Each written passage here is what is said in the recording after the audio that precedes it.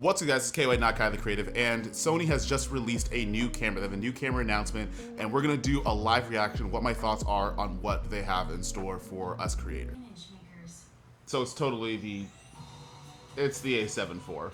I mean, like, we knew that because the leaks and everything were tweeted for all the specs and features, so I'm assuming it's gonna be that camera, and they're just gonna tell us, I guess, more detail into like what we already know. But yeah, that's the a7IV, and it's honestly it's everything that you're gonna expect if you guys have been following the leaks and stuff like that. It even looks like the a7 III, so they kept it pretty consistent with the design, at least from like the little flashes of stuff that they're showing you now. S-Log 3, S-Cinetone. I'm gonna guess there's no dual native ISO. Live communication, okay.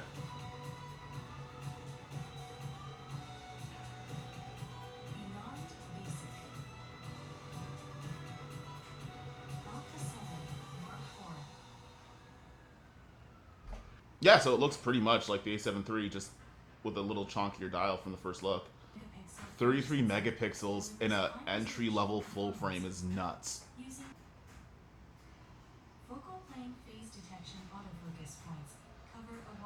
No surprise there that their autofocus in photography is going to be great. Speed and tracking performance. Even subjects with complex or unexpected motions are tenaciously tracked. Autofocus algorithms allow focusing in AFS mode. Okay. Okay.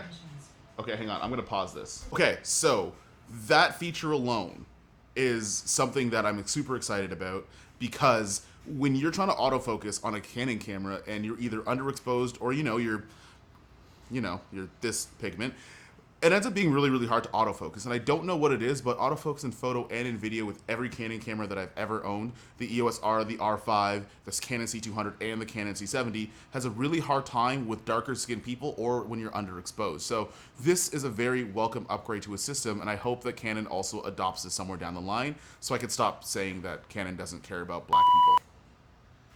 There. I said it. So let's get into video mode and see what they have to offer here.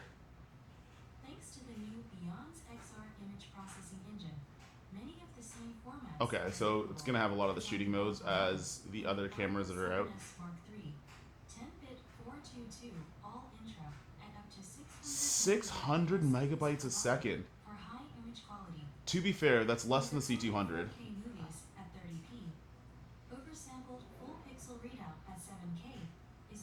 Yeah, that's not surprising either. They did that with the a7 III, but I think it was like downsampled 6K.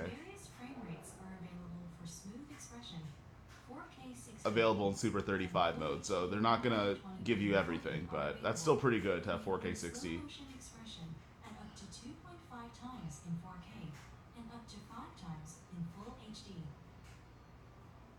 S-Cinetone, which produces highly regarded skin tones in cinema line cameras, makes achieving cinematic look easy. That'll be good, especially like every other camera that's new now has S-Cinetone. Also, don't mind the construction. Like, it's Toronto. Nothing you can do about it. Also matches with professional movie cameras, making post-production easy when shooting with multiple cameras. That's gonna be perfect. Cause I hate matching my R5 to my C70. Users can create their own original looks by adjusting parameters from the 10 looks provided. Huh. So you get that like look from the photos and video too.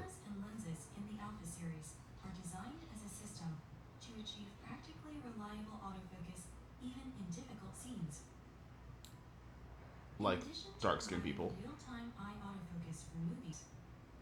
I have no idea what that means, but that means it's cool. Okay, what's this? Oh. With the new focus map function, the user can easily check in-focus areas visually and intuitively. Okay. When using manual focus or when using autofocus on gimbal, for example. The new AF assist function allows seamless switching to manual focus from autofocus mode. Okay, that's kind of dope. That's definitely new. As the videographer desires, by rotating the focus ring manually, even during autofocus mode.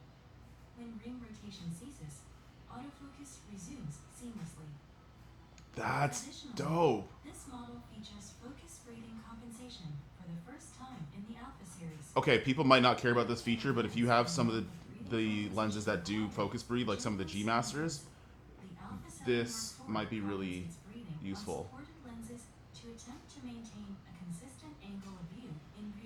So they're fixing things that like reviewers kind of have problems with lenses in their cameras instead of changing the lenses, which is really nice. To track subjects robustly and to provide smooth slow motion at up to 2.5 times in 4K with the high image quality of 422 10-bit all-intra recording, Which is crazy for an entry-level full frame. Active mode image stabilization is activated optically, which allows for handheld mobile shooting. The stabilization angles of genuine Sony lenses are programmed into the camera. And I'm sure it has like the catalyst browse thing in it too, so that's not going to be a giant surprise. Especially for wide-angle lenses. The Alpha There you go. 7IV records gyrosensor information on video files as metadata, allowing the Catalyst Browse and Catalyst Prepare PC applications to adjust the amount of compensation applied for image stabilization. If changing between the two could be done. Flip out screen's a nice touch too. I mean, like Sony's finally got the memo on having flip out mirrorless screens after years of never doing it. This style is used exclusively to switch between still and movie modes. Oh. By switching this style, menus switch as well, which are specific either still. Okay, that's a nice little feature. I mean, like it's easier on the new menus from what I saw, but this is nice. To movies. And it looks like there's an SNQ switch too. And even the various custom buttons and dials, which you assign separately for stills That's nice. and movies. So it makes it way easier if you're a hybrid shooter to switch between modes when you need to. Shooting settings, such as aperture and shutter speed, are also switched, which are separately set for still and movie modes. So they just made it easy if you do both at the same time. Mode can also be selected to instantly switch to slow motion shooting. That's a clutch feature. They're really listening to creators now. This is really dope. Now has an exposure. Okay, so Sony has just released a banger of a content creator's camera, especially if you're a hybrid shooter, you're a influencer that's looking to level up your content and things like that. There's some really, really great features. So I'm gonna give you my first thoughts and one or two features of each of the categories that they labeled out for you, because I think this camera might be one of the best hybrid shooting cameras for content creators that's gonna come out for the next couple years. Firstly, we'll talk stills. Real quick, the 33 megapixel sensor is going to be amazing. It's going to give you much higher quality. It's going to give you a bit higher resolution than the a7 III and a little bit less, so you don't have as much as an overkill as something like an a7R3 or the a7R4. So having something that's right in the middle between your entry-level full frame and a high resolution full frame is perfect if you're looking for really sharp images with higher quality, which also helps for grading things, or when you're doing photo editing, or if you're making YouTube thumbnails and you gotta punch in a lot and still keep that resolution, or if you're a professional shooter like myself and you wanna make sure that you maintain the quality of your photos. Another thing for me personally, and I mentioned it before, is the auto tracking in low light. I shoot strobes a lot of the time as well, so sometimes the autofocus hunts or it misses when I'm using another camera that might not be as good as autofocusing in low light, like some of the Sony cameras or this camera that just came out.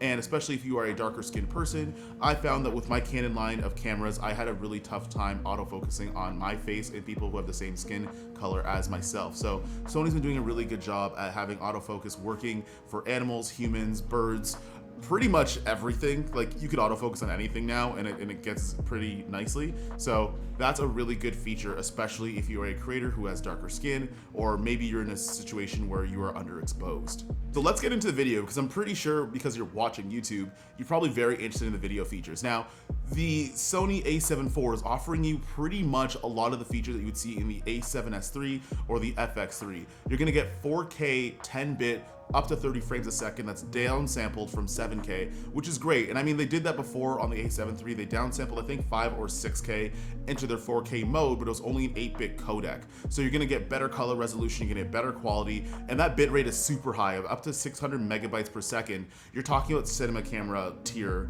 in terms of the quality you're gonna get out of this camera. So you're gonna have a very high quality 4K image, which is great for YouTubers and influencers and people that vlog and things like that, and you want higher quality higher quality video while you're vlogging or you're doing sitting talking head videos, and you just want to level up. So I think that that's going to be a really nice. My Discord is going off right now because everybody's talking about this camera and it's driving me insane. So if you like hear it in the background, that's not my fault. I could mute it, but I didn't mute it. I just didn't. I just realized that it was unmuted now.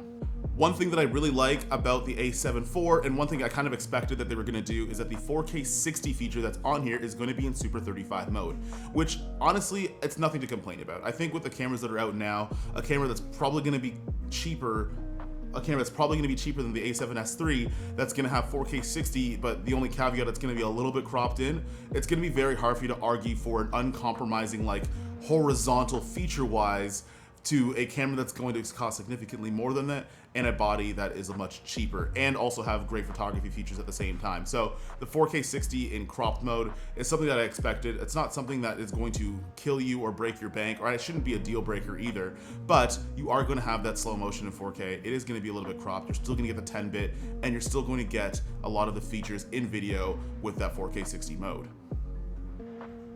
Speaking of modes, what's really cool about this camera is it's also going to offer S-Log3 and S-Cinetone. Now, if you're using the older alpha cameras, the a7IV, the a7R3, and things like that, it had an 8-bit codec, so using anything higher than S-Log2 never really worked, and you kind of wondered why that feature was there anyways. Now, with this camera, you're going to have S-Log3 at 10-bit, which means you get a lot of the dynamic range benefits, and you're gonna get a high quality image at the same time. And also, it's offered on the other line of cameras as well. So now you can use the a7IV seamlessly with things like the FX line or the higher tier alpha cameras as well. So that's a really welcome feature for content creators, especially if you run a business like me where I'm gonna have multiple cameras and I want everything to match up. So if I have to do a 3-angle shoot with 3 separate cameras, I don't have to worry about either having to rebuy the camera I already have because it's expensive, or I don't have to worry about having to do a lot of color matching later in post. The last thing I'm going to say about this camera is the ergonomics and how they've actually structured this camera. Now, at the first glance, it just looks like the Sony a7 III, which was a great structured camera beforehand. That's actually the first camera that I used when I went full-time as a freelancer. Now what they've done is they've added actual dials for the 3 shooting modes that are going to be the most popular: your photography mode, your video mode, and your S&Q mode. Now, what I like about that a lot, and what I don't have in my Canon R5, is when I have to switch between modes, I have to go into a menu and I have to set a custom setting to it, and it's just the extra button push. Now, with the menu switching dial, you can actually just change the dial now and change modes entirely, and it'll actually have presets entirely made for that particular mode that you're in. So if you have 3 presets in your photography and you want to use those 3 presets, all you have to do is switch over the dial to your photography mode and use the custom dial buttons or the custom dial features that are on there, and those settings are already done for you. And the same thing will go for video as well. So that's a really clutch thing. If you're a hybrid creator, if you're somebody like myself that does photography professionally and video, then you want to be able to easily switch, because the other cameras that are out there, like the FX6 and the FX9, it's really, really hard to switch modes. It just takes extra steps, and sometimes you miss a shot, or sometimes it just becomes very tedious to your workflow. So the a7IV offers a feature where it's easy to switch between all of the modes that you'll be shooting in, whether you're doing it professionally or whether you're doing it for your own self-generated content. My final thoughts on this camera is that it's amazing. It gave me a lot of the feel of when the a7 III came out, and it had a lot of features that were game-changing. Now, the a7 III, when it came out, was doing the first of a lot of things, and the a7IV, now with the saturation of a bunch of camera bodies, isn't as extravagant in terms of comparing it to things that have never happened before, but it's a very welcome upgrade to the Sony system. It's a very welcome upgrade to creators as well. So if you're somebody that's looking to go full frame and purchase a camera that's going to last you a long time, this is the camera for you. Now, things that I hope that don't happen on this particular camera: 1, I hope the audio jack is okay, because when I had the a7 III, my audio jack had went down, which caused me to go in the spiral of buying new cameras in the first place. My audio jack on both my Sony cameras went down, which caused me to go to Blackmagic, to Canon, and it was kind of a bit of a headache. So I really hope that the audio jack is fine on here. And the second thing is I hope that there isn't any overheating issues. When the Canon R5 came out, it had all of these features that were really, really good and really, really hyped, but then the cripple hammer came down when it came to overheating in the high quality shooting modes. Now, Sony's not known for something like that, so I don't think that's gonna end up being a problem. Now, the big question that you guys might have asked me is, well, why does any of this matter? The Sony a7 IV is a great camera, but you shoot Canon. Well,